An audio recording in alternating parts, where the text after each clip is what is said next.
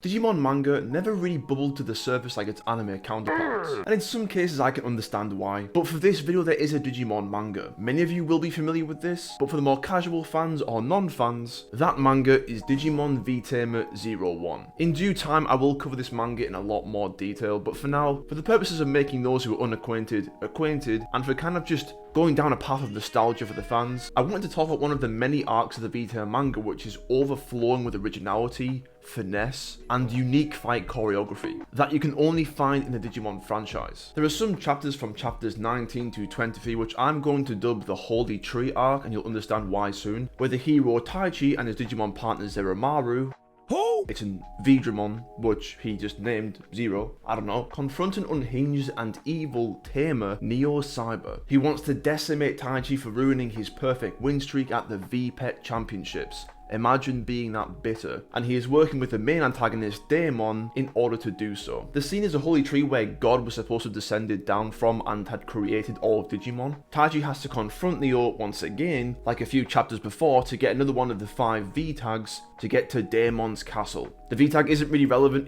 that's why Taichi had to go there. It's a very plain sounding plot. It's just a simple guideline for the narrative to follow. But Yabuno Tenya, who is the author of Digimon V-Tamer, is the catalyst in all of this, taking something so very simple and just making sparks fly. Taichi, Zero, and their friend Gabu, the Gabumon, storm the tree, where they meet a Digimon called Biyomon who was traumatized by attacks on his friends at the tree. Taichi empathizes with Biyomon's feelings and tells the story behind the goggles on the tamer's head. Not often do you get context for why Digimon tamers are goggleheads, but here we are. In V-Tamer, Taichi's case is not just some gimmick, but actually quite a pleasant backstory, really, about his family. The goggles were given to him by his grandfather, who had a friend who was a pilot. His grandfather greatly admired his friend, the pilot, but the pilot fell ill in a young age and passed on the goggles to remember him by. But the grandpa finds deeper meaning in the goggles given to him by a friend who had just passed on. His grandfather passes down the goggles as a symbol of both friendship and courage. The conjunction of those two things were what embodied his grandpa's friend the most. The friendship is what he is reminded of, and the courage is what gives you the wings to fly. And this really matters for later on. In my eyes, Yabuno manages to take this classic kind of 1980s American superhero style in Taichi V-Tamer with the goggles and the cape and the unique outfits, but also combines that with what it means to be a Digimon tamer, which I feel, to be honest, not a lot of animes really do as well as V-Tamer does. In V-Tamer, it was never enough to simply defeat the baddies around them with the classic shonen evolution power-ups. It was always about uplifting the characters around them. Being a Digimon tamer was more than just having a partner Digimon. It was almost like being a hero of the world that Digimon could look up to and aspire to be like. But this was simply one of the many isolated incidents which are very charming and I think leave a long-lasting impression on you as a reader. Upon reaching the base of the guarded tree where they warp to its peak, Neo Cyber is waiting for them. After arriving, Neo immediately blasts the door of the tree, so they are stuck at the top with no means of getting down safely, as no one can really fly in the group of Taichi, Zero, and Gabumon. As a failsafe, Neo creates a situation where the only way of escaping the tree in case it falls or is destroyed is to just kind of die. With some heated argument between Taichi and Neo as to how could you side with Daemon who wants to invade the human world, Neo says, "I don't care." Which really makes you feel like Neo's entire existence at this point is just to defeat Taichi. Talk about rent-free. One of the Digimon Kokatorimon shoots Gabu with a petrification beam where he will eventually turn to stone with enough time. Neo lured Taichi into a 1v1 cage match where there is no escape, no real way to win at this point, and he's on a timer, where his friend is being used as leverage against him in case something goes wrong. Ironically though, this kind of shows Neo Cyber's insecurity in that he thinks that Taichi could actually pull something out of the bag at that point. The setting is something straight out of a video game. Final Fantasy-esque environments, with religious connotations and battling on what was supposed to be the home of God, or at least where God descended from. A battle that decides how his own creations will be treated. But within the shell of this grandiose situation, there's this really personal, gritty, vengeful hatred from Neo Cyber for Taichi. But Taichi seems to be kind of reveling in it, like it's some kind of intense competition, like they're back at the V-Pet Championships, which is really weird considering the stakes. But I kind of forgive Taichi for treating the battle as a little bit of a game. I think more or less to kind of get inside of Neo Cyber's head. As the battle ensues, a champion level Zeramaru, V-Dramon, easily clobbers Digimon of a similar level. But Neo reveals a technique which allows him to cheat Digimon to a higher level, so to speak, instead of training them, which most Digimon have to do in this world. A technique known as Jogress. Many fans will be familiar with Jogress from Digimon 02, but it's kind of treated as a real spammy video game tactic in this sense. In the anime, Jogress is something to be admired, it's almost like some kind of miracle, it's something amazing to behold, whereas in V-Tamer it's some kind of scummy, dirty, lazy tactic, at least in Neo's case. These two champion level Digimon fuse to become Megidramon, a perfect level, which is one level above champion, which proves to be much more of a handful for Zero to handle, but still a very tight grudge match. Megidramon starts destroying the foothold of the tree, making it very hard for Zero to maneuver and get around, and also risks just falling off of the edge entirely. But with Megidramon spamming attacks, Megidramon kind of loses energy and loses stamina, and when Zeromaru plays dead, Zeromaru flips over and submits Megidramon with some kind of Digimon judo and wrestled the Jogress Digimon to the ground. But then in tandem with the Jogress technique, Neo also uses a different technique called Partition, which diffuses the one Digimon, Megidramon, back to two champion level forms. And the reason why he does this is because he knows that Digimon will run out of HP and stamina as they continue to battle, but when you diffuse them and refuse them, it restores that Digimon's stamina by default. So Neo uses this infinite kind of spam, dirty hacksy technique to diffuse and refuse back to Megidramon to constantly replenish Megidramon's stamina to fight Zero, which I think is kind of disgustingly cool. I am sickened, but curious. To use in a fight situation, not just some kind of PvP online turn-based battle, but kind of in the moment. You know, you've got fusions in series such as Dragon Ball and stuff, right? But never do they really just fuse and diffuse for a particular reason or for some kind of incentive. But here is where the V-Tamer aspect of unique fight choreography comes in, where the Tamer, Taichi, has this extremely high fight IQ, where he suddenly identifies when the Megidramon diffuses to two champion levels, there are kind of these respawn points that become very predictable the more Neo uses the infinite stamina technique. It seems to be the same positioning every time. So Taichi in the middle of the heat of the battle can do this kind of mad geography axis stuff in his head, which then allows Zero to prejudice those locations preemptively when they partition and Jogress, making it very hard all of a sudden for Megidramon to fight, and isn't actually regaining any health or stamina anymore. Digimon V-Tamer really brings out the uniqueness in what Digimon battles are supposed to be, after imaging, fight choreography, and distinct attack styles. But as the tide turns in this battle against Neo and Megidramon repeatedly getting exhausted from being predicted all of his moves, where he's spawning, where he's despawning, Gabu's petrification is wearing off because Kokatorimon, one of the aspects of Megidramon, is taking damage. So Neo resorts to adding another perfect level Digimon into the mix, but Neo forces a triple Jogress to make Deathmon, an ultimate level Omega Digimon, which is the kind of standard max natural level for Digimon. And without any hesitation whatsoever, not even a single breath, Deathmon blasts the Holy Tree, blowing back Zero and Taichi to near defeat. And indirectly, just by accident, rips a hole in space to the human world, and Deathmon wasn't even trying. Neo then goads Taichi into running home because he just accidentally opened a hole to the human world. I think that's a really raw and insulting flex, I'm not gonna lie.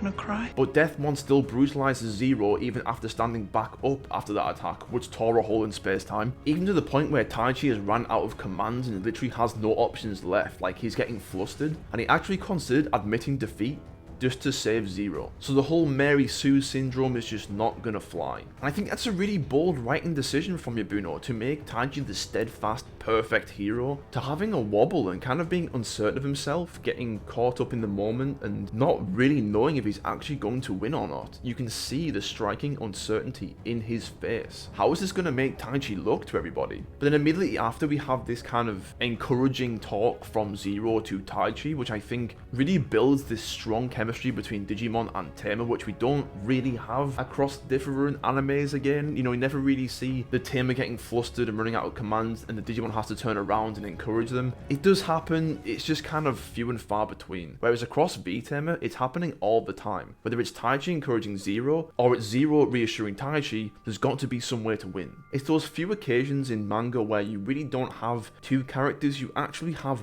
one. Taichi and Zero are kind of one character. The sentiment of preserving the bond between human and Digimon really brings out the latent potential in one another, whether it brings out Taichi's resolve or Zero's fighting prowess. And at the same time, only when that bond is compromised or is at risk of being broken do their characters grow in the story. And talking about character growth, even Neo, at the very moment of Taichi potentially dying and falling off of the ledge, where he accepts his fate, encouraging Zero to run to the human world to find a stronger tamer than him and leave him behind. Damn!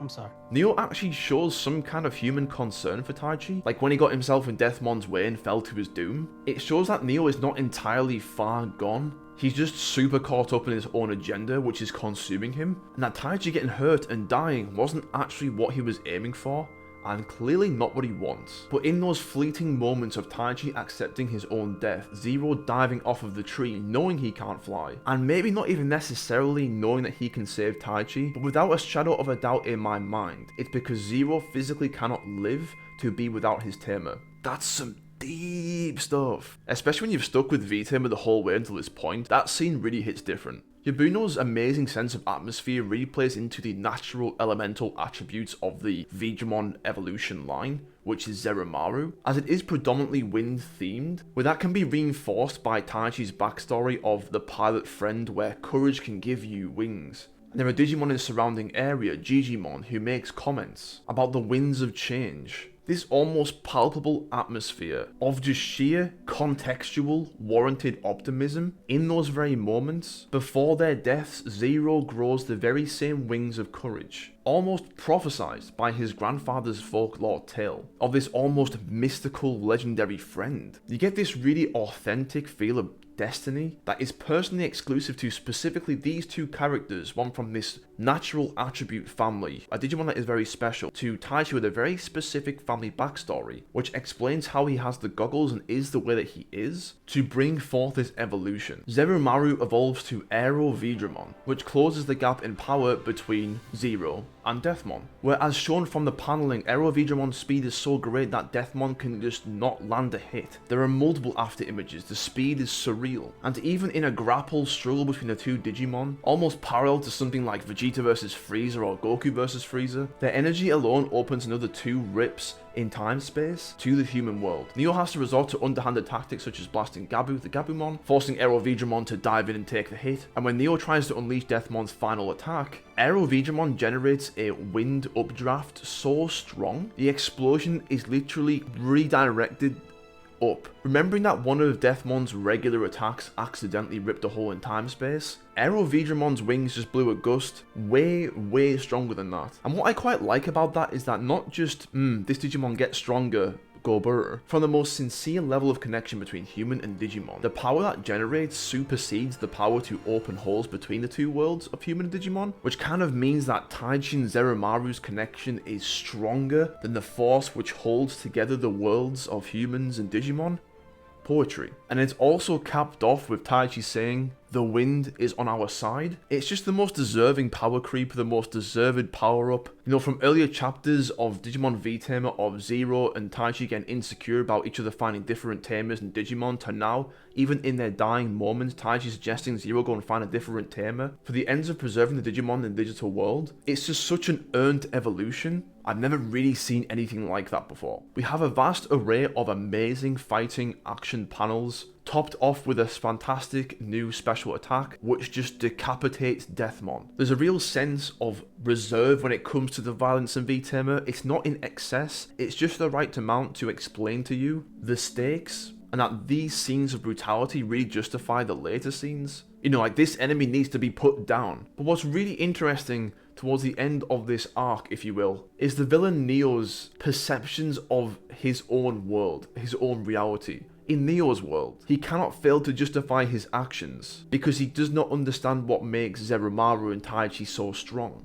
He doesn't recognize that organic growth because he views Digimon as a completely different thing. They're just tools and things to be used. So any power that comes from that must be something criminal and dirty, like a cheat code, when really Taichi's just doing it right. Neo falls down, Zero reaches out his hand, and Neo just blanket refuses to take his hand and plummets down to the ground. But for Neo, taking the hand of Zero in that very moment, right before his death, quote unquote, would be akin to accepting his loss at the VPEC Championships, which is all Neo kind of attributed himself to be about. It was about being the champion and nothing more, nothing less than that. It literally meant more to him than life, and he would take his grudge to his grave. in those very moments. And I think even in that last scene after the battle is over, really complements everything which came before it, and it really makes you think, wow, this battle was really personable and very intense. But that concludes the Holy Tree arc, which I think is one of the best arcs I've ever read in manga, and it's one of my favourite moments in Digimon, full stop. Over the years, I've watched a lot of people review manga from all kinds of anime, from things that haven't even gotten anime yet,